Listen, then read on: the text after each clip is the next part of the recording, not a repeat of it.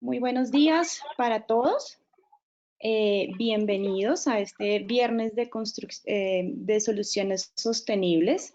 Les habla Tatiana Carreño, soy especialista técnico en el Consejo y les doy la bienvenida a este webinar. En el día de hoy el tema es construcción verde socialmente responsable y nos acompaña pues, una gran expositora, Elizabeth Torres.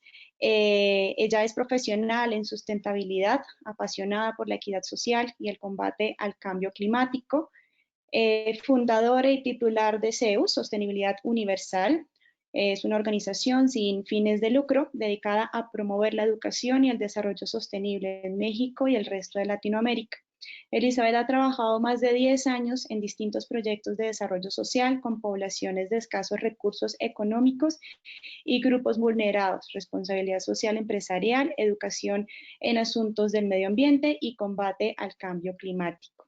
Es participante del Comité Social Equity Working Group del USGBC desde el 2016, desarrollando, creando y difundiendo los créditos piloto LEED para equidad social y promoviendo estrategias para llevar el impacto social transversalmente en LEED y el USGBC.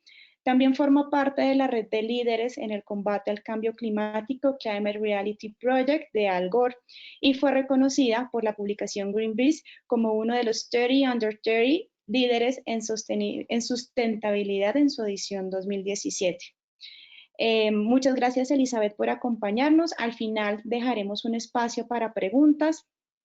Les agradezco a los asistentes ir dejando sus preguntas o comentarios en el box habilitado para preguntas del panel de control del GoToWebinar para socializarlas al final. Elizabeth, nuevamente, muchas gracias por acompañarnos el día de hoy y en este tema de tanta relevancia para la construcción sostenible. Y te voy a ceder ya la palabra. Muchas gracias a Gracias, Tatiana. Y bueno, también muchas gracias al Consejo Colombiano de Construcción Sostenible por la oportunidad de participar con ustedes y de compartir este espacio. Y pues, por supuesto, también muchas gracias a nuestra asistencia por compartir.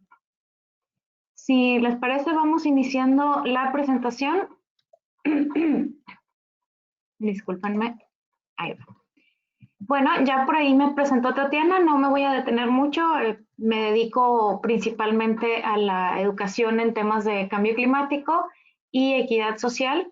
Actualmente estoy como parte de esta organización, CEUS, como mencionaba Tatiana, y me dedico a la psicología ambiental, que es esta intersección entre cómo generamos estrategias de educación, cómo podemos generar más conservacionismo y el entender cómo conectar con otras audiencias y con otras personas.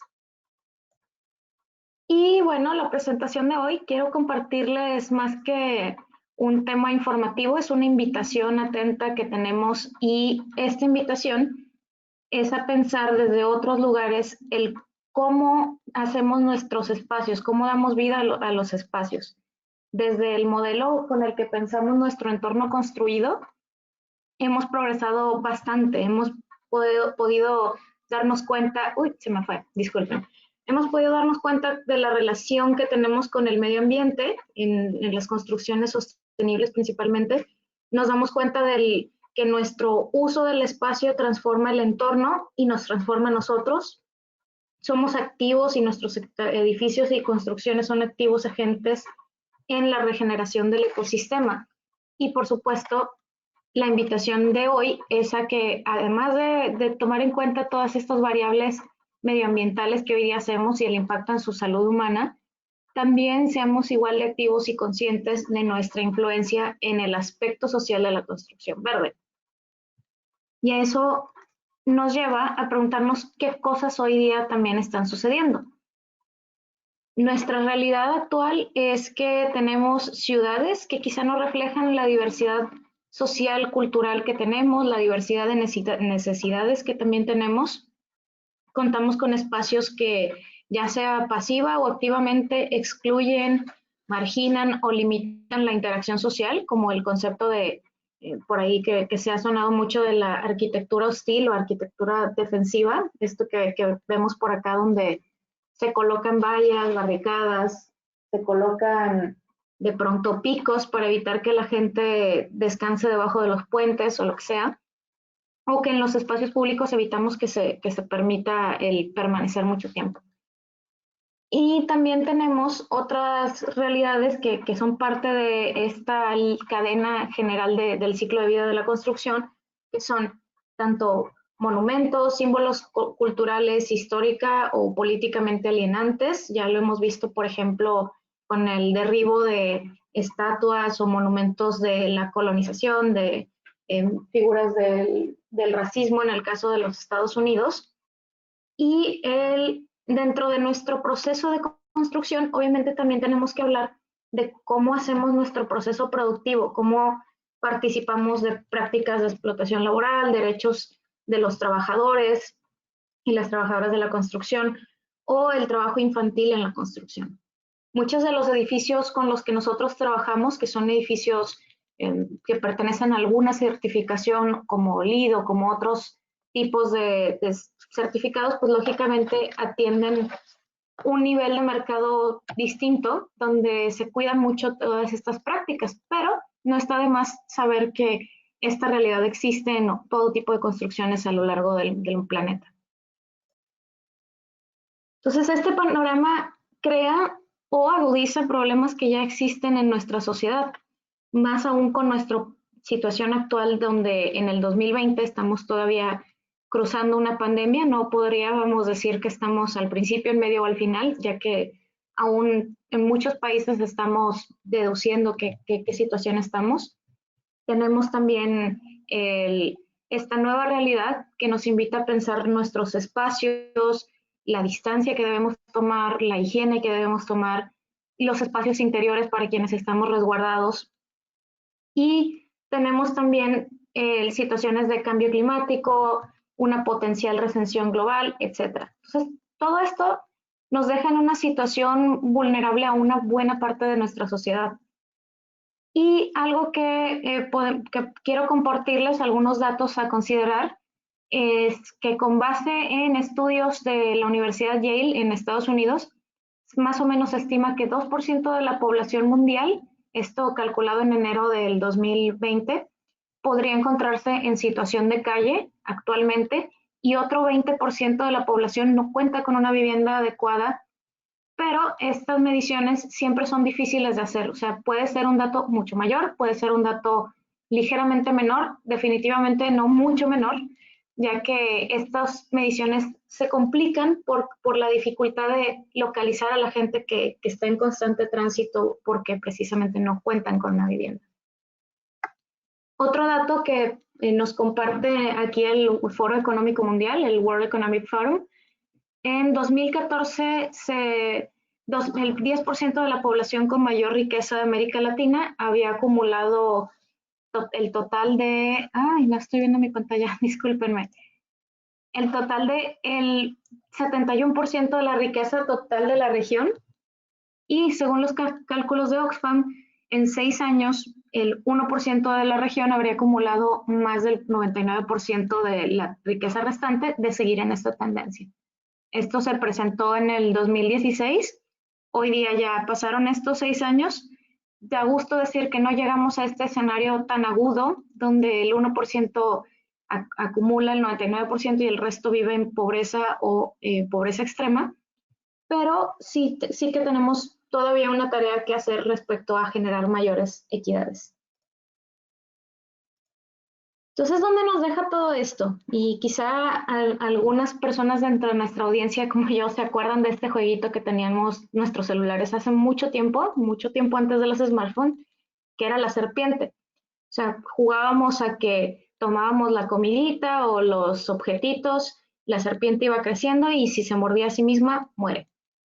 Un poco así pasa con nuestro modelo socioeconómico. Si no nos preocupamos de nuestro uso de recursos, si acumulamos desmedidamente en detrimento de otros y otras, nuestro modelo agota estos recursos o es más complicado de pronto que pueda recuperarlos y acaba por ser tan grande que se come a sí misma. Ejemplo es crisis inmobiliarias donde ya no hay un mercado al cual venderle, el ejemplo de la dificultad de conseguir empleo y por ende las personas tienen menos ingreso, menos capacidad de compra o menos capacidad de inversiones y eso desacelera el crecimiento generalizado también de la economía. Entonces, ante esta realidad, vale preguntarnos qué podemos hacer. Por ahí les comparto esta nota del sociólogo Zygmunt Bauman, ya decía desde el 2007 en su libro Tiempos líquidos, vivir en una época de incertidumbre, que la fusión de horizontes que requiere el entendimiento mutuo solo puede provenir de una experiencia compartida. Y compartir experiencia es inconcebible si no se comparte el espacio. ¿Qué quiere decir esto? Es tal cual se menciona, la creación de espacios es moldeada y a su vez incide en nuestras relaciones sociales. Es decir, si facilitamos la convivencia, y lo hemos visto de pronto aquí en algunas comunidades en donde yo vivo, en Nuevo León, México, aún pese a la pandemia se facilitaron espacios verdes, espacios públicos donde la gente pudiera guardar el distanciamiento social ya una vez que alcanzamos ciertos indicadores y podías convivir y coexistir con tus pares, con tus vecinos, vecinas, muchas juntas vecinales para precisamente abordar estrategias de prevención, de limpieza, nacieron de estos parques públicos donde se junta la gente, platican de sus preocupaciones y las resuelven. Entonces, el cómo creamos nuestras ciudades definitivamente incide en esto.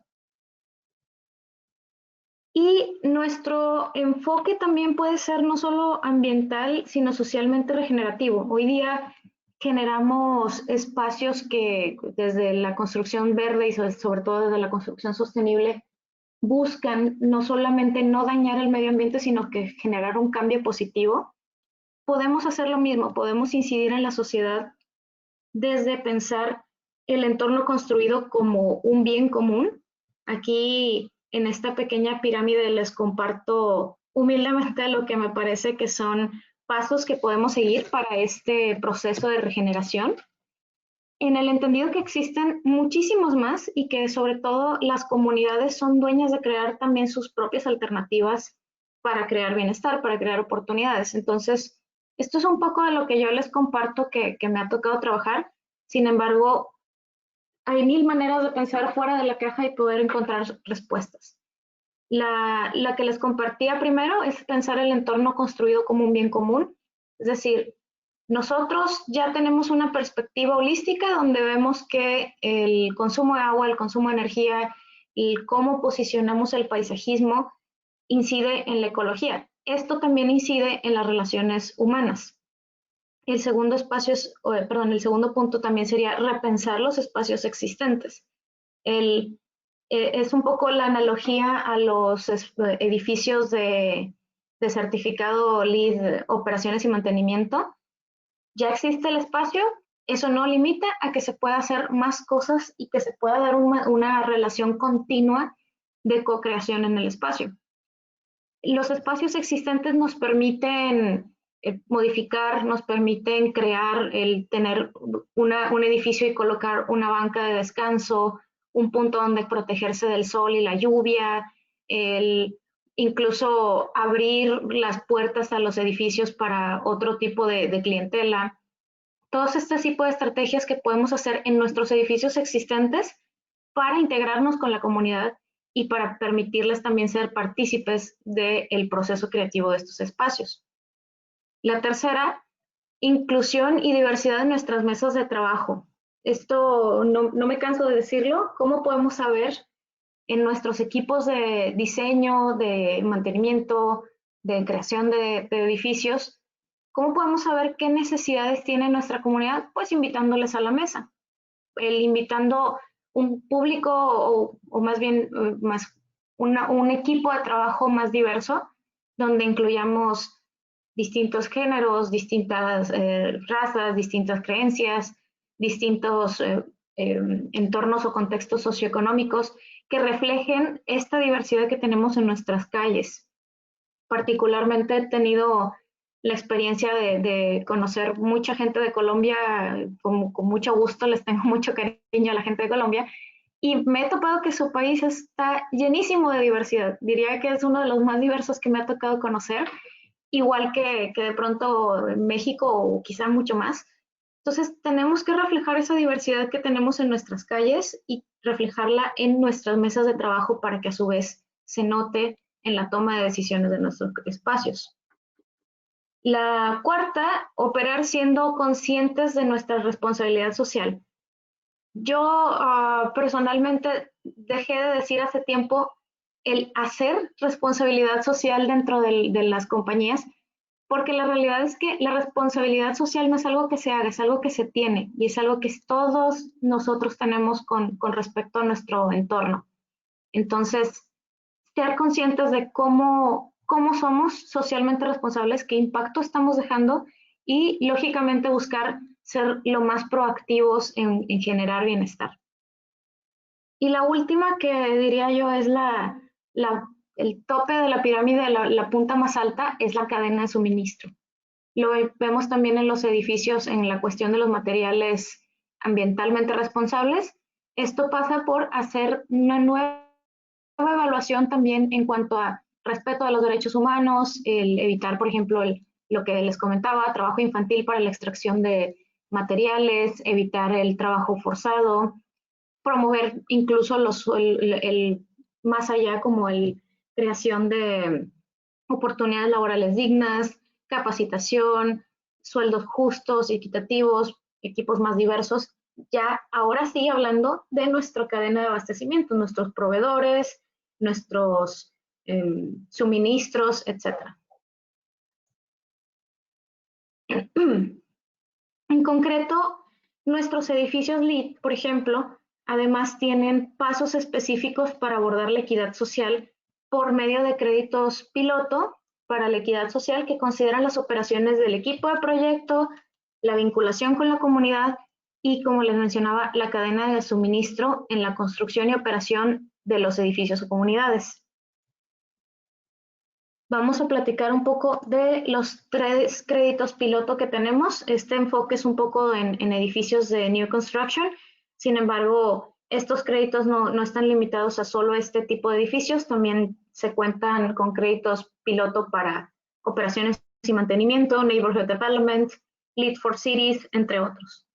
Entonces tenemos 3 créditos. Es equidad social en la comunidad, el equipo de proyecto y la cadena de suministro. Y lo que vamos a hacer es revisar uno por uno cuáles son los requisitos, cuáles son las alternativas de cumplimiento y, por supuesto, con mucho gusto me gustaría, si en las preguntas nos colocan sus experiencias, sus dudas con respecto a ellos, mucho mejor.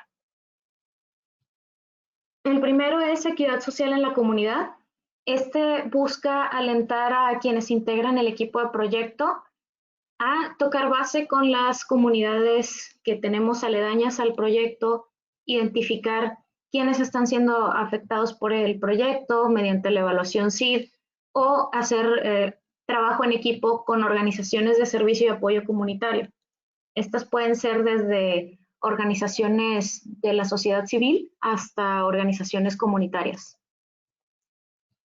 Las 2 alternativas de cumplimiento que tenemos para este crédito piloto es el número 1, la evaluación SEED, completar la Social Economic Environmental Design Network, parte 1 y 2, que se encargan de la categoría social y económica. Entonces, con que presentemos nosotros evidencia de que estamos identificando y abordando al menos un tema crítico de estas categorías, el crédito se nos otorga.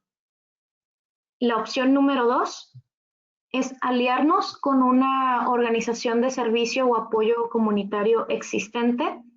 Esto quiere decir lo que platicábamos. Si nuestro equipo de proyecto está situado, voy a usar un ejemplo muy local, tal vez en Ciudad de México, en una región donde alrededor hay un centro de atención a la violencia para la mujer o un centro de apoyo familiar o de adicciones, hacer parte de tocar base con ellos, decir, bueno, ustedes están instalados acá, con quiénes trabajan, cuáles son las problemáticas de la comunidad y pensar qué podemos hacer nosotros para fomentar, abordar una de esas prioridades dentro de nuestro espacio del edificio. La siguiente es en el equipo de proyecto, como habíamos platicado. Aquí estamos específicamente hablando de integrar estrategias para nuestra fuerza laboral. Esto es a nuestro equipo de proyecto asegurarle sueldos justos y equitativos, desarrollo de competencias laborales, promover el bienestar del personal y responsabilidad social a nivel general en nuestra organización. Entonces, aquí quien está registrando el proyecto registra ya sea su gabinete de arquitecturas, de ingenierías, especificando que está cumpliendo con estas actividades de responsabilidad social interna. La primera opción es sueldos, beneficios y capacitación del personal, el proveer estas oportunidades para el equipo de proyecto. Se pide como evidencia únicamente el cumplir con un nivel salarial base, con base al sueldo mínimo en los Estados Unidos o su equivalente en nuestro correspondiente país, y que estemos por encima de la línea de bienestar, ¿no? Es decir, tenemos nuestros, no sé cómo funciona exactamente en Colombia, pero por ejemplo en los Estados Unidos y México tenemos el sueldo mínimo y el living wage o el sueldo base, que ese ya es como aproximadamente unos 4 o 5 veces el sueldo mínimo. Entonces, proveer esta línea media del bienestar y mostrar que estamos generando capacitación para nuestro personal, que estamos promoviendo, por ejemplo, también paternidades extendidas, maternidades extendidas, son prácticas que se pueden tomar a cuenta como parte de este crédito. La opción 2, y esta diría yo de pronto es la mucho más fácil de lograr, esto en mi experiencia ha sido muy, muy popular, es el presentar nuestro reporte o certificación de prácticas de responsabilidad social corporativa. Muchas de nuestras organizaciones hoy día ya forman parte de certificaciones como Just Organizations, B Corps, GRESB, Global Reporting Initiative o en sus equivalentes nacionales, por ejemplo en México el distintivo Empresa Socialmente Responsable.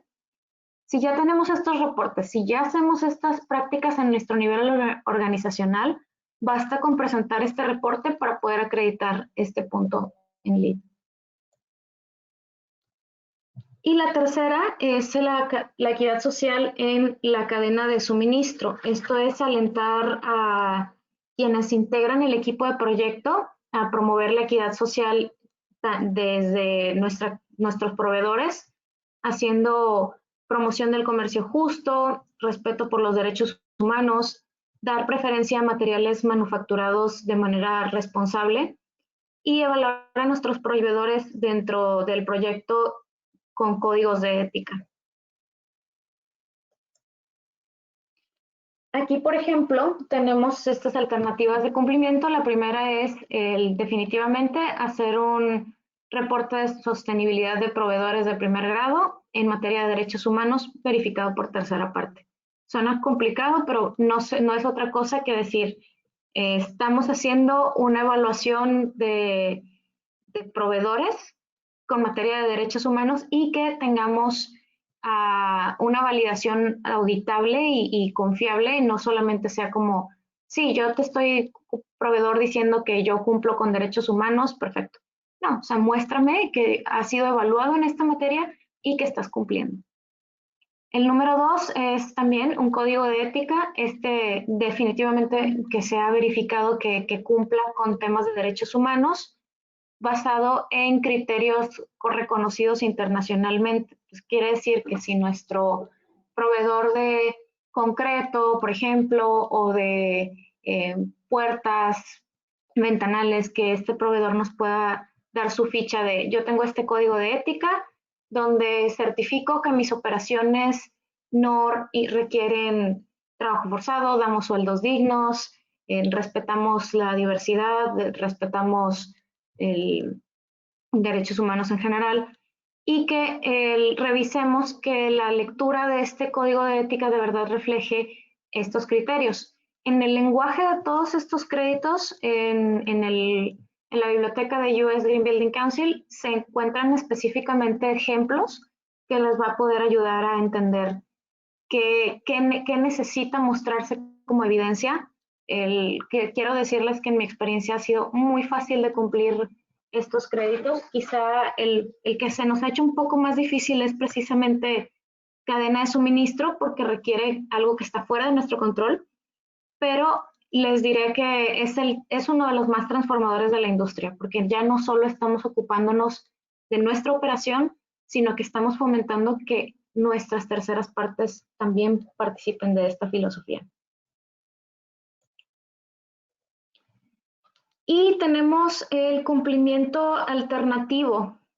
Como en todos los créditos del IDO, en su gran mayoría, no solamente nos limitamos a el cumplimiento que está al pie de la letra del texto, sino que se respeta que existan nuevas maneras u otras maneras, como les decía, cada comunidad, cada proyecto, cada equipo puede crear sus propias maneras de abordar la equidad social y llegar al mismo resultado que quizá no se nos hayan ocurrido al equipo que creamos este grupo de créditos, que quizá no se les haya ocurrido a nadie antes en otros proyectos, pero que definitivamente aborden la misma filosofía.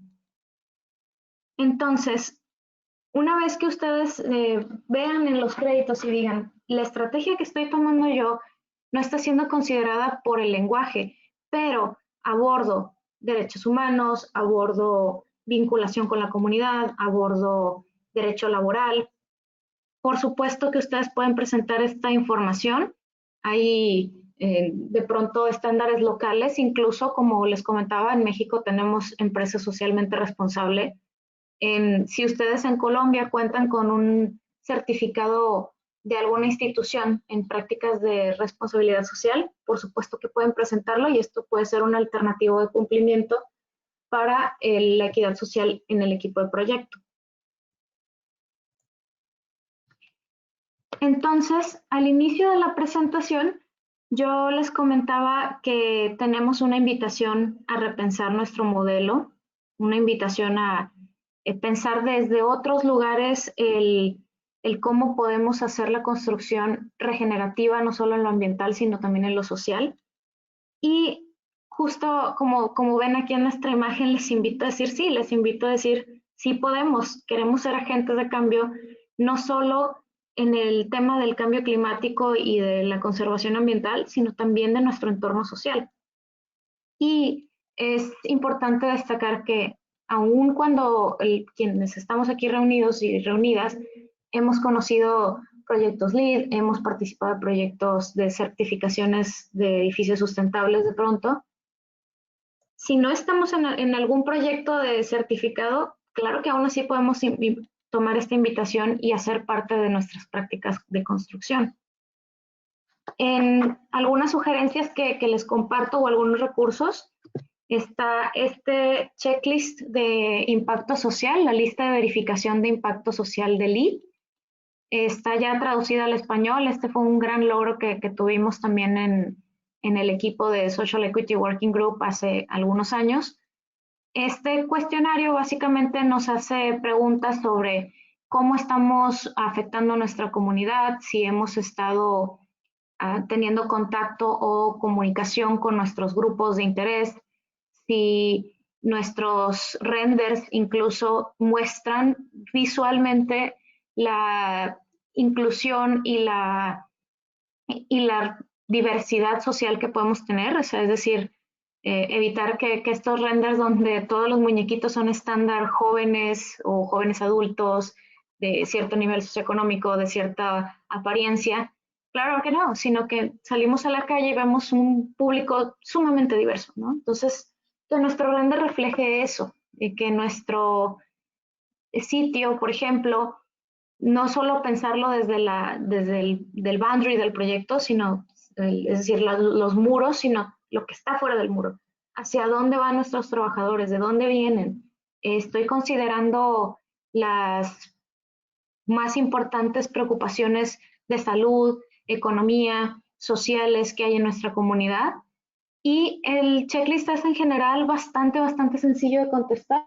Es muy binario en el sentido que decimos sí, no, y tiene un espacio para comentarios adicionales. Entonces, este checklist, si están en un proyecto de certificación LEED es una súper buena herramienta para evaluar nuestro acercamiento a la sociedad, independientemente si tomamos el crédito o no. Si tomamos el crédito es mucho más fácil guiarnos a decir, bueno, ¿cuál de los tres voy a tomar? Basándonos en qué respuestas he contestado mayormente, si las de proyecto, si las de comunidad, si las de cadena de valor. Entonces, les invito a tomarlo. Obviamente que si no están en un proceso de certificación, no está limitado a que puedan tomar el recurso, leerlo y decir, yo estoy en un proyecto, no es un proyecto LEED, sin embargo, quiero preocuparme del impacto social. Esta guía es buenísima, es una página solamente, pero nos deja una reflexión muy poderosa sobre qué podemos hacer por la equidad social. Y otros recursos que existen que también son sumamente educativos. El Social Equity Working Group hace ya 2 años, hace ya un ratito, creamos este Social Equity Learning Pathway, que es básicamente una ruta de aprendizaje para el conocer más en profundidad el tema de equidad social. Es un compilado de webinars, lecturas, recursos en torno a la equidad social. La curaduría estuvo a cargo del equipo, de este equipo de trabajo maravilloso, donde tenemos expertos de muchísimos años en este tema de equidad social. Tenemos incluso la participación de las creadoras de los créditos originales, que son Joel Ann Todd y Susan Kaplan, unas verdaderas eminencias en el tema de equidad social en la construcción. Me agrada decir que fueron mis mentoras durante todo este proceso, entonces una verdadera herramienta bastante útil. Y para quienes estamos trabajando en temas de vivienda digna, particularmente de interés social y urbanismo con enfoque de diversidad cultural y diversidad económica, les recomiendo esta lectura también que está por ahí en la pantalla de David Madden y Peter Marcuse. Se llama En defensa de la vivienda, o en inglés también lo contamos como In Defense of Housing. Se encuentra disponible tanto digital, yo lo he estado leyendo en vía digital, está en inglés, español, también lo pueden encontrar en impreso en algunas librerías y la verdad está interesantísima la propuesta. Ahora bien, sé que no está limitado a nuestros esto no está limitado a nuestros proyectos. Hoy día sabemos que tenemos que socializar, obviamente de otros modos. Quizá esta fotografía no represente nuestra perspectiva de lo que es un trabajo en equipo del 2020. Hoy día luce más como hoy, todos en una pantalla viéndonos un poco de manera digital. Quizá para algunas personas sí tendrá que ser forzosamente presencial, pero con mucha distancia, con otras medidas de higiene, etcétera. Esto que no limite nuestra capacidad de acercarnos a la comunidad, de acercarnos a nuestros vecinos, vecinas, líderes comunitarios, lideresas comunitarias. Tenemos que encontrar, y esta es una muy buena oportunidad de coyuntura, de cómo conectar con nosotros en otras vías, en otros espacios, de modo que el entorno en el que hoy día estamos se transforme. Lo hemos visto en toda Latinoamérica ya prácticamente desde el 2018, 19, que hemos tenido cada vez un poco más agudas o más en el discurso presentes nuestras críticas sociales o nuestras demandas sociales que hemos tenido que atender, independientemente de cómo hemos abordado ellas. Y creo que sí, definitivamente podemos hacer muchas maneras de transformar nuestra sociedad, y nuestra cultura merece tener un retrofit social, como por ahí digo. Me gusta mucho esta analogía de que cuando tenemos una casa con aparatos electrónicos, el tema energético disfuncional, hacemos estos retrofit para reducir el desperdicio energético. Vale decir que nuestras sociedades están reflejando la necesidad de hacer un retrofit social. Tenemos una severa fuga, por así decirlo, de inequidad social. Está muy presente, está muy aguda. Y pensándolo como en esta analogía, podemos hacer ajustes, podemos hacer cambios que disminuyan esta inequidad, que generen mayor bienestar para todos y todas. Y bueno, con esto termino mi participación de hoy, mi presentación. Obviamente agradezco muchísimo el espacio, les invito a que si quieren continuar las conversaciones, pues pueden buscarme, por ahí Tatiana compartió mi correo, también yo les comparto redes sociales de nuestro proyecto y con todo gusto, es como mencionaba Tatiana, es una organización non-for-profit, no, sin fines de lucro, lo que queremos es compartir estas experiencias, ayudarles a crear más equidad social y bueno, con esto ya cedo palabra. Muchas gracias, Tatiana, y no sé si nos quieras decir alguna parte de cierre. Muchas gracias, Elizabeth.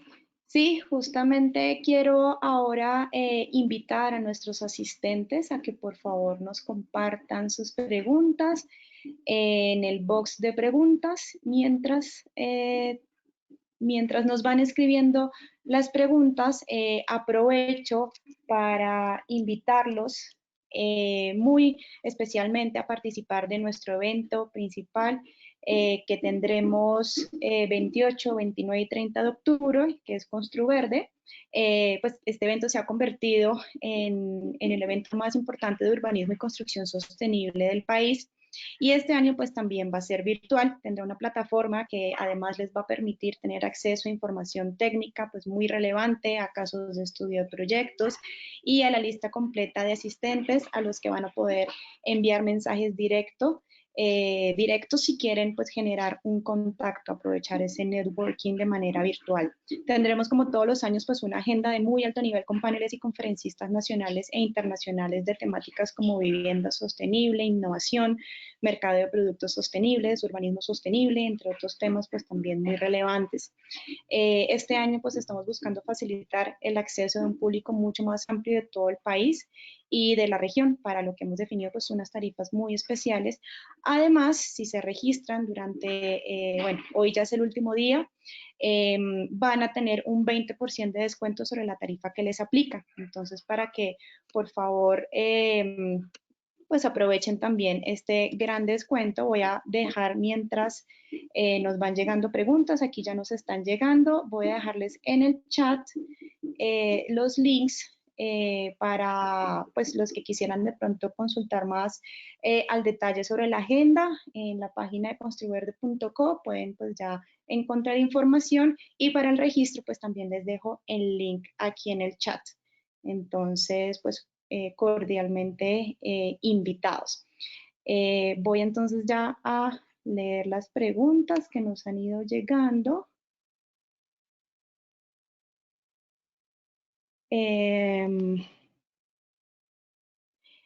Elizabeth, ¿tienes cifras o estadísticas de proyectos LEED que hayan aplicado estos créditos piloto?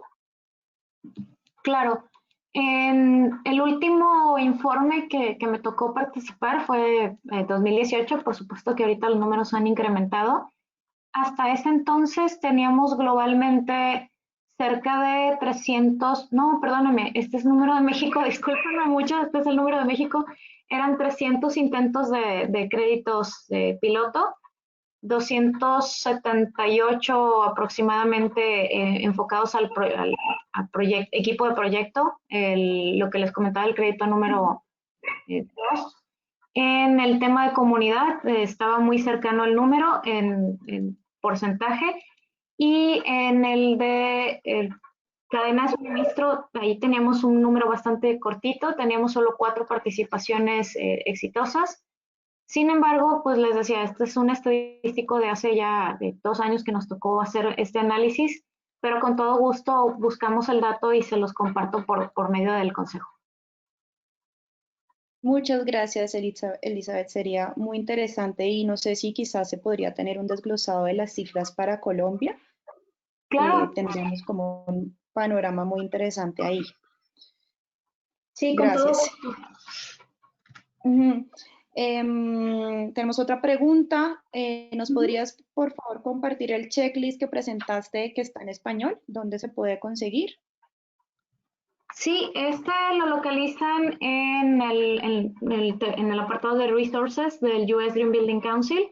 Lo pueden poner en el buscador como lista de verificación de impacto social o igual también como compromiso post presentación, les comparto el dato de créditos intentados por Colombia y el link para llegar directo a este checklist.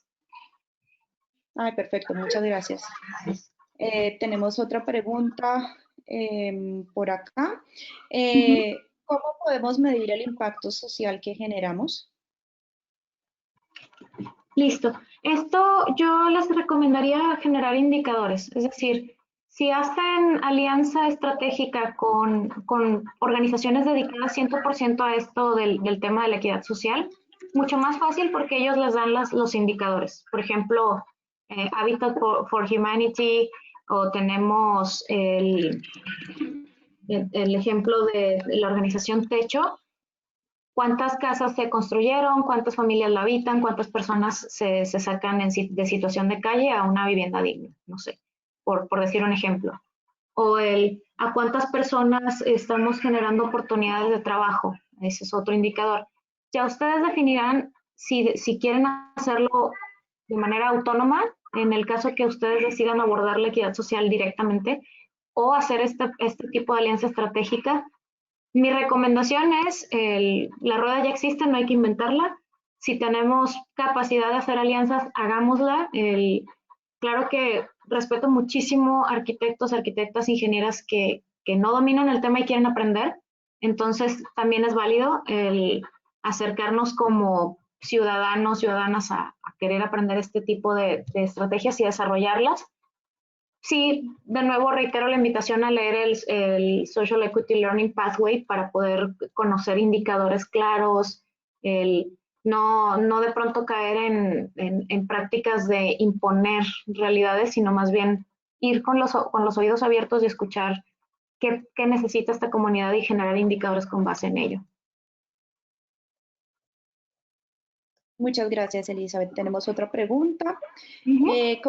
¿Cómo visibilizar este tema en este momento en el que el COVID ha puesto como prioridad la reactivación y el crecimiento económico y que el foco está en el cambio climático? Pues, híjole, va a sonar muy chistosa mi respuesta a lo mejor, espero que sí dé respuesta y no suene como darle la vuelta, pero la recesión económica es social, genera disparidad social, entonces desde ya es un tema central. El cambio climático vulnera todavía más los recursos o la capacidad de resiliencia de personas que ya tienen una aguda equidad social, entonces también es social. Es decir, no podemos pensarnos como en un sistema desconectado, estamos todas interconectadas. Si yo promuevo el cambio climático por medio de mis prácticas organizacionales o personales, ¿qué sucede? Que a la vuelta de la esquina, personas que viven cerca de la costa, personas que viven cerca de zonas donde se presenta sequía extrema, quizá las personas que tenemos capacidad de mudarnos, pues listo, te mudas y ya. Pero ¿qué tal de las personas que no tienen la capacidad de mudarse, de buscar un nuevo hogar, incluso si les toca una tormenta que destruya su patrimonio, cómo se levantan de vuelta? ¿Tienen capacidad económica, tienen ahorros, tienen seguros de pronto que incluso cubran estas necesidades? Pues no necesariamente, no es la realidad para la gran mayoría. Entonces, creo que más que buscar una nueva preocupación, es que estas dos grandes preocupaciones que hoy día tenemos, la pandemia y el cambio climático, ya tienen un enfoque social. O sea, solo sería abrir mucho los ojos, abrir mucho el corazón para decir a quiénes está afectando, cómo está afectando más allá de mis necesidades. No me quiero extender mucho más por si hay otras preguntas, pero les comparto una anécdota. Yo iba manejando por acá, por mi ciudad. Estamos ya en números más ligeros del COVID-19, pero en su momento la tasa de contagio fue alta allá por mayo, junio. Entonces, ¿qué hicieron? Hay un puente donde tenemos personas que están en situación de calle donde siempre se van a quedar. Ahí es donde la gente los localiza y les da comida, les da refugio, les regalan tiendas de campaña, ropa, etc. Entonces, ¿qué pasa? Que por el COVID el Estado decide desalojar a estas personas y los dispersa. Entonces, en una idea de vamos a hacer distanciamiento social, entonces, pero salió chueco el tema, ¿no? Entonces, por protegerles, les vulneraron más. Es una cosa, es una realidad que quizá yo no habría notado y se los comparto de corazón a nivel personal, es algo que tal vez yo no habría notado si no es que paso por ahí y que me da por voltear. Entonces, ya traigo los lentes, ya veo eso como con, perdón, aquí está, listo. Ya me pueden ver. Es algo que a nivel personal nos toca de pronto, no notamos, pasamos por las calles y quiénes están en las calles, a quiénes afecta. También en nuestra ciudad pasó que esta pandemia hizo que la gente empezara a moverse más en bicicleta y hay más accidentes automovilísticos, que yo digo, no hay nada accidental dentro de la poca preocupación de arrollar a un ciclista cuando tú vas en un automóvil. Entonces, empecé a notarlas, ¿no? Empecé a notar más las bicicletas, empecé a notar más los tránsitos, quiénes andan en bicicleta. Me acercaba, preguntaba, oiga, usted vive por acá. Obviamente con mucho respeto, porque la gente a veces puede ser un poco recelosa. Les diría, la recomendación es preguntar, conocer, el acercarnos, les decía a la gente, el acercarnos, entre comillas, sana distancia sobre todo, pero sí el acercarnos a consultar, el hablar con la gente que tenemos alrededor nos ayuda mucho a entender otras perspectivas. De pronto hay gente que dice, no, a mí no me interesa el cambio climático, no me interesa la equidad social. Incluso a esa gente tenemos que escuchar para saber por qué no y cómo poder acercarlos a nuestras causas. Espero que eso responda a la pregunta. No sé si muchas gracias. Tenemos otra pregunta. En el tema de equidad social, ¿se puede pensar en proyectos inmobiliarios a escala de barrios? A ver, ¿me pueden aclarar un poquito más esa? No sé, quizás Andrés, tú nos hiciste esa pregunta, no sé si nos pudieses complementar. O sea, Listo, como ya mientras Andrés dice que sí. Ya nos está reformulando la pregunta, mientras tanto voy a pasar a la siguiente. ¿Cómo podemos formar parte de la ONG a la distancia? Sí, algo que muchas organizaciones están haciendo es tener seminarios en línea como nosotros. Quizá algunas organizaciones todavía siguen operando de manera remota. Entonces, utilizamos las redes sociales. Yo personalmente no soy muy fan de usar a nivel personal Facebook, Twitter, etcétera, pero es cierto que en estos tiempos son una muy buena herramienta. Ahí nos podemos encontrar con organizaciones, el conocer a las personas que están detrás de ellas, preguntarles qué están trabajando hoy día. Entonces, creo que para acercarnos hoy día, redes sociales, correos, llamadas Zoom son una muy buena manera de conocer las iniciativas y ya sea apoyarles en lo que se pueda, en lo que estén nuestras capacidades, como financieras o voluntariado incluso. Vale, Andrés todavía no nos ha terminado de escribir, pero voy a pasar entonces a la siguiente pregunta mientras tanto. Claro. ¿Cómo podemos empezar a capacitar a los equipos de los proyectos en estos temas? Bueno, muy buenísima pregunta. Yo creo que se puede desde presentaciones sencillas. Me parece por ahí que el consejo va a distribuir esta grabación después. Pueden presentarla a sus equipos. Personalmente yo comparto el Education Pathway que les comentaba de USGBC. Tiene muchísimos webinars donde va desde el cómo explicar el uno más uno de la equidad social hasta ya lo complejo como cómo abordar el racismo histórico en los edificios, cómo abordar la falta de oportunidades, etcétera, etcétera. Entonces, les recomendaría empezar por hacer algunas transmisiones de webinars. Si tienen la facilidad de tener círculos de lectura en sus organizaciones, por supuesto, hay también reflexiones, el mismo checklist que les comentaba, la lista de verificación, tomarla y en nuestras reuniones de trabajo decir, oigan, vamos a hacer una evaluación rápida, 5 minutos, ¿qué les parece? Vamos a ir contestando. Y eso también ayuda a que la gente empiece a tener este discurso mental, así como hacemos con el cambio climático. Muchas gracias, Elizabeth. Ya nos llegó la pregunta de Andrés. Ujú. Dice, ¿qué tanto impacto el reciclaje en la construcción puede afectar mi barrio? ¿Qué tanto el reciclaje puede afectar en su barrio la equidad social? ¿Será? Andrés, no sé si quizás prefieras que te prenda el micrófono. Ay, disculpen, es que luego en Latinoamérica hablamos seis, siete españoles distintos. Sí, tranquila, si quieres mientras Andrés, no, ya me dice que sí, que por favor le prenda el micrófono, entonces dame un minuto, Ujú. em, le habilito. Sobre todo si tienes un ejemplo que nos quieras compartir, muchísimo mejor para quizá tratar de responder. Bueno, quizás mientras Andrés nos responde, te paso otra pregunta que tenemos. ¿Quién en las organizaciones debe liderar, perdón, estos temas en los proyectos inmobiliarios? Puede ser cualquiera. En realidad, en el caso, mi experiencia personal generalmente ha sido la misma coordinación de responsabilidad social que ya tienen las organizaciones. Muchas veces cae en la persona de recursos humanos, en alguien de comunicación interna también de pronto. Ya tienen estas estrategias de responsabilidad social, entonces hace bastante sentido que se involucren en esta parte cuando es a nivel corporativo. Cuando no, realmente puede ser cualquier persona que tenga este interés y que tenga esta sensibilidad de decir, bueno, creo que podemos hacer las cosas de otro modo. Lo cierto es que sí debe haber un líder o alguien que inicie las preguntas.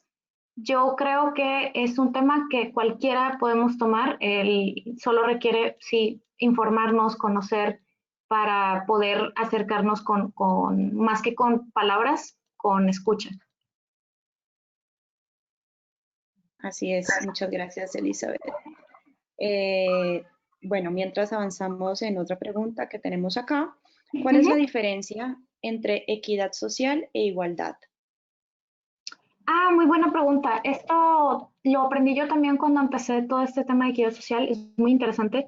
Imaginemos, perdón, imaginemos que estamos paraditos en una especie perdón, de barda y esta nos permite ver o no ver un partido de fútbol. Entonces, hay una persona que mide 1,80, fácil puede voltear a ver. Hay una persona que mide 1,50 y hay una persona que mide 1,60, ¿no? Entonces, son alturas distintas. ¿Qué es la igualdad? Les ponemos a todos un cajoncito de 10 centímetros. Entonces ya el de 1,80 ve súper bien, el de 1,60 puede que medio estirando se vea, pero el de 1,50 no va a llegar. Entonces la igualdad es cuando damos lo mismo a todos en la misma medida, independientemente de su diferencia particular. Equidad, o en el sentido en el que lo hemos manejado particularmente en el working group, es si tenemos una persona que mide 1,80 con el cajoncito de 10, le basta. Si tenemos a una persona que mide 1,50, el cajoncito de 10 no le basta, hay que ponerle un cajoncito más alto, hay que acercarle más a la oportunidad, un cajoncito de 50. Y ya con eso acomodamos el terreno a que accedamos al mismo recurso, pero no desde el mismo lugar, porque es cierto que no todos accedemos a los mismos recursos desde el mismo lugar. Y ese es el concepto de interseccionalidad que a mí me maravilla, donde tenemos que considerar que podemos tener privilegio en un lado y discriminación en el otro, o podemos tener discriminaciones dobles. Es muy subjetivo. Muchas gracias.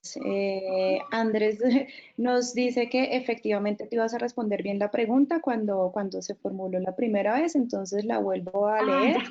En el tema de equidad social, ¿se puede pensar en proyectos inmobiliarios a escala de barrios? Súper, sí, o sea, perdón, hablé muy mexicano. Definitivamente sí.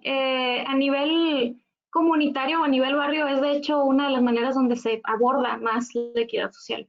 ¿Por qué? Porque el nombre lo dice, el ser social requiere que sea un grupo de individuos, individuas. Entonces, ahí donde podemos incidir mejor es en crear esta visión de el urbanismo sustentable. Por ejemplo, algo que estoy trabajando aquí en mi ciudad es movilidad y transporte, el cómo las bicicletas no solo son un hobby, un pasatiempo para cierto estrato socioeconómico y decir, pues necesitamos ciclovías porque queremos hacer ejercicio. Bueno, también necesitamos ciclovías porque hay personas que trabajan, que se trasladan en bicicleta y no tienen otra manera de trasladarse. Entonces, ese tipo de estrategias son a nivel barrio, son a nivel comunidad, no pueden ser a nivel edificio porque suponiendo que yo me pongo afuera de mi edificio una ciclovía, bueno, y va a cortar con la calle siguiente. Lo interesante es que hagamos esta planeación colectiva donde una misma estrategia aborde a todo el grupo vecinal. Y un poco como cuando hacemos estos edificios net zero que regresan energía, cuando hacemos equidad social en un barrio, son olas, se van haciendo oportunidades de bienestar a otros barrios aledaños, entonces se hace una transformación social riquísima. Muchas gracias. Esta creo que está como relacionada. ¿Cómo se tienen en cuenta temas de equidad social y de género a escala de diseño de barrios o renovaciones de zonas urbanas? ¿El cómo tomamos una perspectiva de género es la pregunta? Sí, discúlpame, te la vuelvo a leer. ¿Cómo se tienen en cuenta temas de equidad social y de género a escala de diseño de barrios o renovaciones de zonas urbanas? Claro, existen varios tópicos acerca específicos de urbanismo con perspectiva feminista o perspectiva de género. Yo creo que les recomendaría mucho buscar este tipo de lecturas. Hay algunas colectivas también, por lo menos yo conozco algunas en México que se dedican precisamente a esta particularidad de la sección de género. Lo importante, les decía yo, es invitar a la mesa a un grupo más diverso cuando estamos haciendo nuestra planeación de diseño, incluso cuando es remodelación. El que ya tengamos en cuenta en la mesa madres de familia, padres de familia, mujeres adultas mayores, personas no binarias, incluso comunidad LGBT. Todo esto permea que cuando estamos diseñando, alguien diga, oye, yo creo que a lo mejor si ponemos esta avenida por acá es peligroso, yo tengo niños, me preocuparía hacer esto así, así, así. O si decimos, ¿sabes qué? Creo que nuestro equipo está promoviendo de pronto un discurso muy segregarista en cuanto al género o lo que sea, o que nuestro edificio está siendo insensible con la historia representativa de las luchas feministas o de las luchas LGBT. El tener gente en nuestra mesa que represente este tipo de intereses ayuda bastante. Y he escuchado, por ahí paréntesis, he escuchado mucho a veces en construcción sobre todo el, eh, la respuesta de decir, es que no hay tantas arquitectas, es que no hay tantas ingenieras, entonces no podemos traerlas a la mesa, o no hay tantas personas de no binarias o LGBT que quieran estar en la mesa porque no están formadas. En nuestros trabajos de entrada son interdisciplinarios, entonces no necesariamente tienen que traer una formación en construcción para poder opinar, número uno. Y número dos es si vemos o detectamos que nos es difícil conseguir fuerza laboral o conseguir profesionistas con esta formación, esa es una muy buena oportunidad para empezar a formar a estos profesionistas y desarrollar programas con universidades, con bachilleratos, para promover educación en construcción a ciertos grupos desfavorecidos.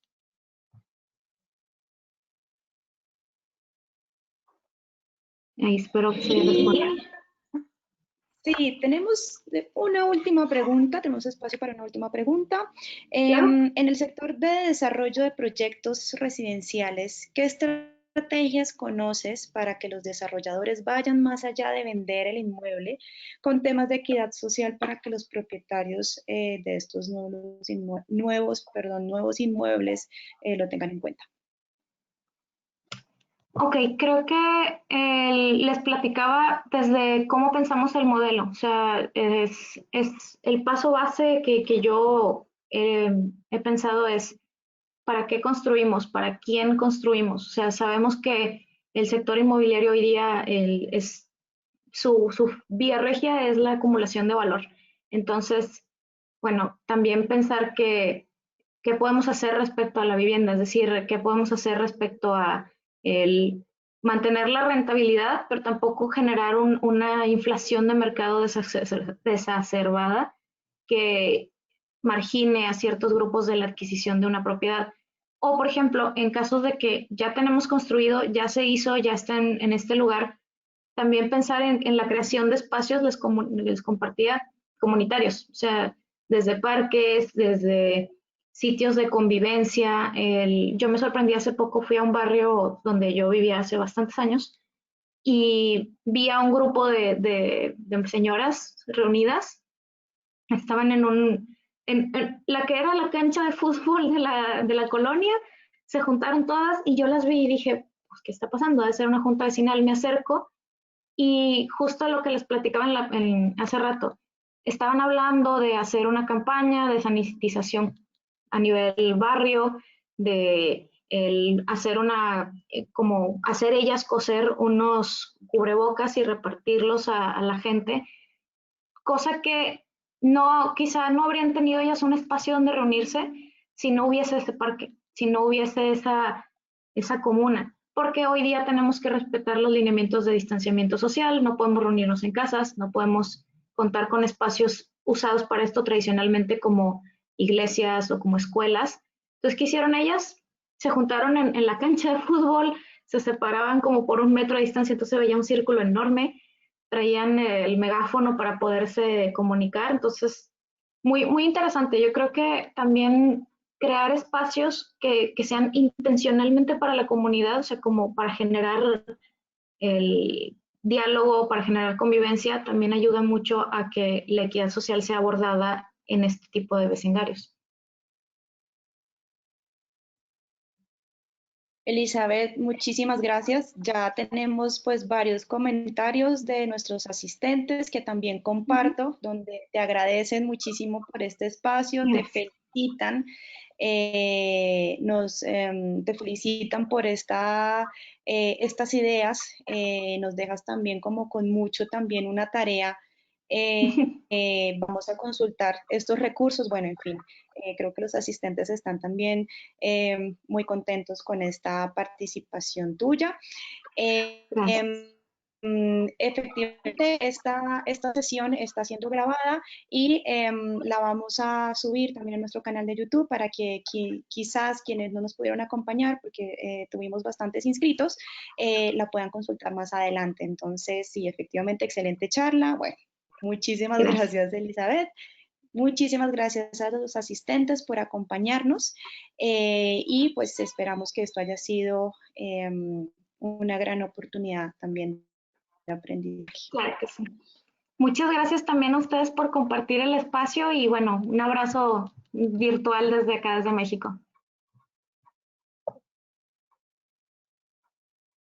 También para ti, muchas gracias.